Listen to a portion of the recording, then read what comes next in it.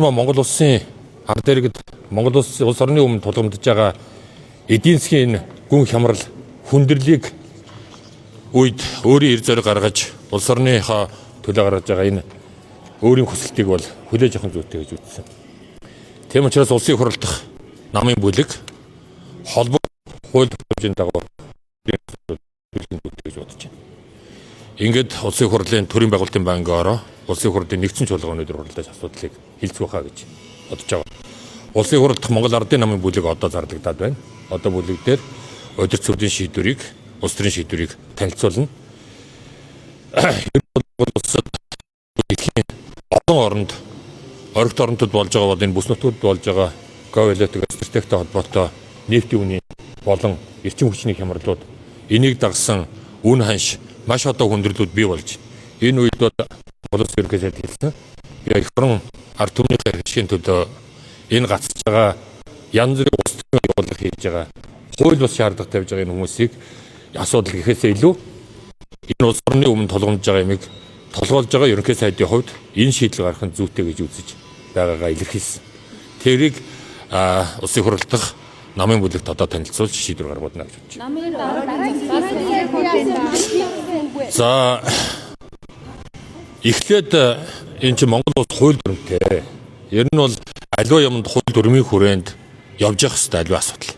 Тэр агуулгаараа эхлээд Монгол Улсын ерөнхий сайдын гаргасан Монгол Улсын ерөнхий сайдын энэ амнасаа чөлөөлөгдөж гэсэн өргөдгийг өнөөдөр авч хэлсэн. Энэ дагуу парламент шийдвэрээ гаргана. Парламент шийдвэр гаргасны дараа Монгол Ардын нам эрх баригч улс төрийн хүчний хувьд намын баг хурлаа зарлуу хуралдуулна. Тэндээс шинэ ерөнхий сайдын нэр тодорхох ёстой. Тэгэхдээ эхлээд өмнөх ерөнхий сайдын өргөдлийг авч хэлсэн. Энийг шийдвэр гаргасны дараа парламентуудын шийдвэрийн шатараатай цаг хугацаатай энэ дараалалаар явна гэж бодож байна. Сая бол зөвхөн өргөдөл хэлсэн гэсэн үг үү? Энд одоо хараа хүмүүсээ улсын хурлын даргын асуудал дараагийн ерөнхий сайдын асуудлыг хэлцэхгүй шүү дээ. Чи эхлээд энэ ерөнхий сайдын үйл ажиллагаа явуулаад энэ улс төрийн хууль бус шаардлага тавьж улс төрийн богино зайн тоглолт хийж улс төрийн хонжоо олгож байгаа энэ хүмүүст улс орны нийтлэг эрх ашигын төлөө энэ хүндрэл бэрхшээлүүдийг даван туулахын тулд өөрийн эрх зориг гаргаж өргөдөл өгчээд байна шүү дээ. Энэ асуудлыг эхлээд хэлсэн. За энэний дараа шийдвэр парламентын шийдвэр гарсны дараа нам шийдвэр гаргаад тэгээ парламент дараагийн шийдвэр гаргаад явна шүү дээ. Өдөр төгсгөл мэдээж өөр байсантай одоо шаардахгүй гэсэн ийм мэдээлэл байсан. Тэгээ яагаад өнөөдөр ийм өргөдлөө хөр болов гэдэг. Өчтөр мэдээлэл гаргахдаа албан тушаалаас зурлахгүй гэдэг хэлсэн байна. Тий. За. Энэ дээрээс ямар нэгэн тийм ухарж шантарж байгаа зүйл биш ээ гэж ойлгож байгаа. Одоо энд за тэгээд холбогдох хууль дүрмийнхаа дагуу Монгол Улсын ерөнхий сайд үгээ хэлээ.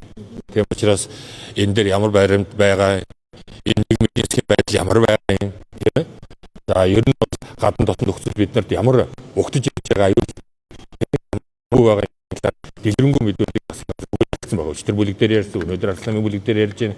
Одоо ч гэсэн ерөнхий сайдын явцад энэ бүгдүүд бас ард иргэдэд тодорхой болох хаа гэж. Хүчний байрлал гэхээсээ илүү олонхын бүлгийн бас хагарал бас өнөөдрийн энэ үйл явдал бас нэлийн байрсан үзлээ шүү дээ. Эндээр бас удирдах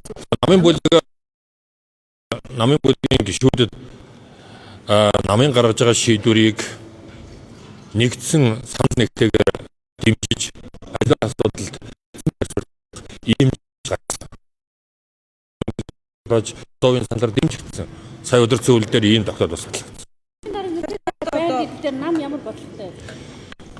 За мэдээж одоо шинэ ерөнхий сайдын